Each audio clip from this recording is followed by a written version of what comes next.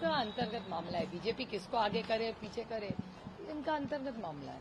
वो देखें उनको कैसे चुनाव लड़ना है। एक सशक्त लोकतंत्र में हर एक पार्टी को अधिकार है, और हम लोकतंत्र और संविधान पे विश्वास करने वाली पार्टी और हमारी गठबंधन। अमित शाह भागवत तो ये भी कह रहे हैं कि खुद को कोई भगवान ना समझे। इस तरह के बयान आरएसएस के प्रमुख से बार बार किए जा रहे हैं। क्या आपको ऐसा लगता है कि कहीं ना कहीं व्यक्ति केंद्रित नेतृत्व जो है वो आगे आते दिख रहा है बीजेपी में, और उसकी वजह से ये सब हो रहा है? लेकिन भागवत जी किसके बारे में बोल रहे थे वो मुझे समझ में नहीं आया, तो मैं कैसे बोल सकती हूँ? मुख्यमंत्री माझी लाडकी योजना, इस बारे में महायुति में बहुत सारी श्रेयवाद की लड़ाई चल रही है, उसके बारे में क्या? देखिए, ये मुख्यमंत्री के नाम से, मुख्यमंत्री जी के नाम से जो महिलाओं के लिए, बहनों के लिए योजना आई है, वो लोकसभा के रिजल्ट के बाद आई है। इनको बहनें लोकसभा इलेक्शन के बाद याद आई है, और इस योजना में दुख की एक ही बात है, इनको इनकी बहनें समझ में नहीं आई। उनको लगा बहनों को 1500 रुपया दे दिया तो बहन भाई का रिश्ता, ये 1500 रुपया का इन्होंने बना दिया। ये बहुत दुख की बात है। और उसके आगे जाके और दुख की बात है कि ये बहन भाई का जो पवित्र रिश्ता है, इसके लिए आज देवेंद्र जी एक एसओपी बनाने वाले हैं कि ये कैसे ऐड हो जाए, कैसे लोगों तक पहुंचे। तो ये प्यार और विश्वास का रिश्ता है ही नहीं, ये एक व्यवहार है। उनको लगता है हर बहन 1500 रुपया में राखी बांध के हम लोग उसको आगे ले जा सकते हैं। दुख की बात है कि बहन को प्यार चाहिए, उसको पैसा नहीं चाहिए। तो ये समझ भी नहीं आता, इनको व्यवहार और प्यार में अंतर ही नहीं पता है सरकार को। इनको यही प्रॉब्लम है सरकार। अजीत दादा की पार्टी में भी 2 लाडली बहनें हैं जिन्हें विधान परिषद पर नियुक्त होने की कहीं न कहीं इच्छा जता रहे हैं, और दोनों में झगड़ा नजर आ रहा है। रूपाली चाकणकर और रूपाली कुमरे पाटिल एक दूसरे के खिलाफ खुलकर बयानबाजी करते नजर आ रहे हैं। मुझे पता नहीं, मैंने देखा भी नहीं, पढ़ा भी नहीं, तो मुझे इस बारे में कुछ पता नहीं। इस योजना का जो प्रचार हो रहा है, उसमें अजीत दादा की तरफ से जो कैंपेनिंग की जा रही है, उसमें से महायुति के जो बड़े नेता है उनका बैनर के ऊपर से फोटो हटाया गया है, इसके बारे में? मेरे ख्याल से ये उनकी आघाड़ी का, उनके युति का अंतर्गत मामला है। देवेंद्र जी जाने और शिंदे साहब जाने ना, उनको देखना चाहिए, उनकी काडर को देखना चाहिए।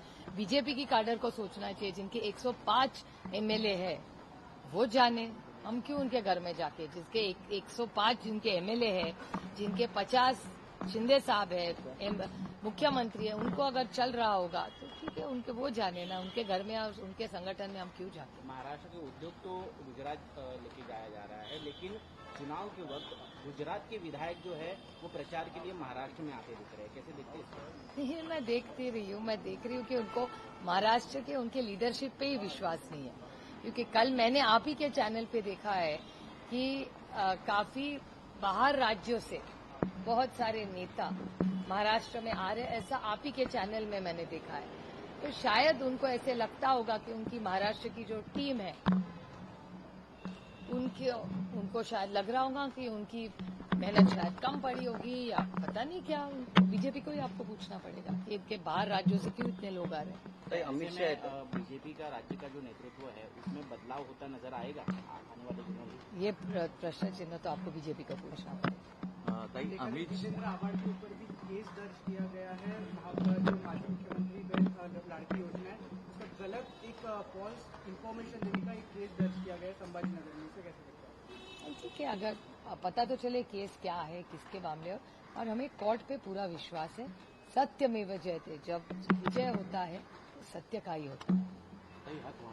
आव्हाडांवरती गुन्हा दाखल झाला की लाडकी बहीण योजनेमुळे शेतकऱ्यांना पैसे मिळणार नाही, त्यांचं जे वक्तव्य होतं यावर बघूया ना, माहिती तर घेऊया सगळी. काय केस आहे, नक्की काय केली आहे, कोणी केली आहे, सगळी माहिती काढूया. आणि माहिती काढल्यानंतर सविस्तर त्याचं उत्तर नक्की देऊ. बावनकुळे कह रहे हैं कि पवार और ठाकरे के लिए आखिरी चुनाव होगा। शायद वो लोकतंत्र के खिलाफ जो बीजेपी है, संविधान के खिलाफ जो बीजेपी है, इसीलिए ऐसा वक्तव्य है। सर, एक सशक्त लोकतंत्र में पहला या आखिरी ये कौन तय करता है? माई बाप जो मतदार है, जो वोटर है, वो राजा है, कोई पार्टी राजा नहीं होती।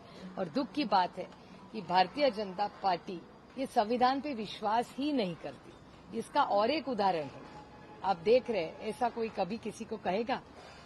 ऐसा लग रहा है शायद कि महाराष्ट्र में इसके बाद इलेक्शन होगा ही नहीं। या भारत में इलेक्शन फिर से नहीं लेंगे। तो संविधान के खिलाफ ये है बोलना जो उन्होंने कहा है, शायद ये संकेत है कि इसके बाद जब तक भारतीय जनता पार्टी जो है सरकार में वो इलेक्शन ना ले। वैसे तो उन्होंने बहुत सारे इलेक्शंस यहाँ जो कॉरपोरेशन के इलेक्शंस नहीं लिए, जिला परिषद के इंचार्ज पंचायत के इलेक्शन नहीं ले। ऐसा भारतीय जनता पार्टी को लगता होगा कि महाराष्ट्र में आगे इलेक्शन न ले, देश में इलेक्शन न ले, तो फिर से एक बार साबित होता है कि भारतीय जनता पार्टी ये संविधान के खिलाफ है। भारत रत्न डॉक्टर बाबा साहेब अम्बेडकर ने जो इस दुनिया में सबसे अच्छा संविधान हमारे भारत को दिया है, उसके खिलाफ इनका ये स्टेटमेंट है, इसकी मैं निंदा करती हूँ। ताई, गोपीचंद पडळकर बोलले की अजित पवार तिकडे लाडकी बहीण योजनेसाठी राज्यभर फिरत आहे, पण इथे सुप्रिया सुळे त्यांच्या खिडकी बहीण महाराष्ट्राला दाखवत आहे. लोकशाही हो, त्यांना बोलायचा अधिकार आहे. अमित शाह येतात मुंबईमध्ये गणेश. अतिथी देवो भव, पाहुण्यांचं स्वागत केलंच पाहिजे. अतिशय विनम्रपणे मी त्यांचं स्वागत करते, कारण का पाहुण्यांचं स्वागत केलंच पाहिजे. आणि ते जेव्हा महाराष्ट्रात येतील, महाराष्ट्राची संस्कृती आहे की ओवाळलं पाहिजे, तुतारी वाजली पाहिजे. त्याच्यामुळे आपण सगळे